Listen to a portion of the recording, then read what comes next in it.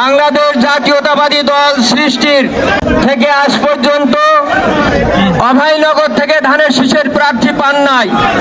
আজ এই সর্বপ্রথম আপনারা জাতীয়তাবাদী দল সৃষ্টির পরে অভয়নগর থেকে ধানের শীষের প্রার্থী পেয়েছেন। এর জয় এবং পরাজয় এর কোনোটার দায় দায়িত্ব মতিয়ার রহমান ফারাজির না, অভয়নগরবাসীর।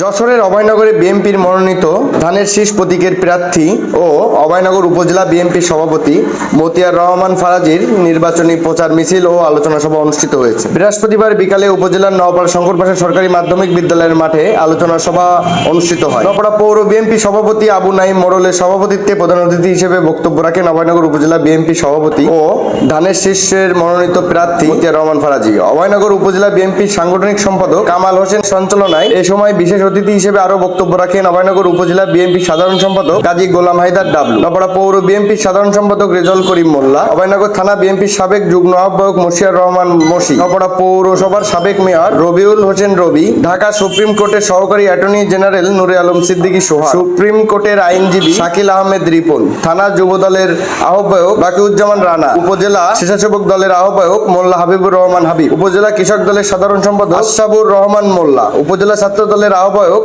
নাইম উদ্দিন বিজয় সহ আরো অনেকে। এছাড়া বিএনপি ও এর অঙ্গ ও সহযোগী সংগঠনের নেতৃবৃন্দ উপস্থিত ছিল। আলোচনা সভা শেষে যশোর খুলনা মহাসড়ক প্রদক্ষিণ করে মিছিলটি। মতিয়ার রহমান ফারাজি তার বক্তব্যে বলেন, বিসমিল্লাহির রহমানির রহিম। আজকে নির্বাচন শুরু হলো। আজকের থেকে প্রকাশ্য ভাবে কথা বলা এবং নির্বাচনী কার্যক্রম করার আজকের থেকে স্বীকৃত হলো এবং মাত্র 17 দিন সময় হাতে আছে। আপনাদের সবার দৃষ্টি আকর্ষণ করছি,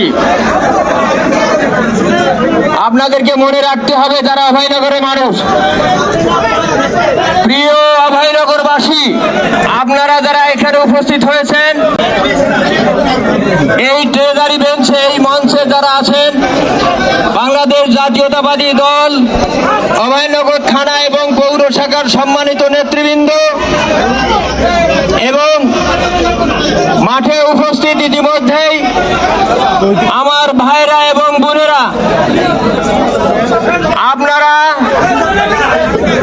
বাংলাদেশ জাতীয়তাবাদী দল সৃষ্টির থেকে আজ পর্যন্ত অভয়নগর থেকে ধানের শীষের প্রার্থী পান নাই।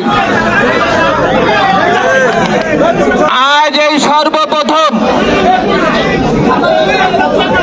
আপনারা জাতীয়তাবাদী দল সৃষ্টির পরে অভয়নগর থেকে ধানের শীষের প্রার্থী পেয়েছেন। এর জয় এবং পরাজয় এর কোনোটার দায় দায়িত্ব মতিয়ার রহমান ফারাজির না, অভয়নগরবাসীর। এইটা মাথায় রাখবেন।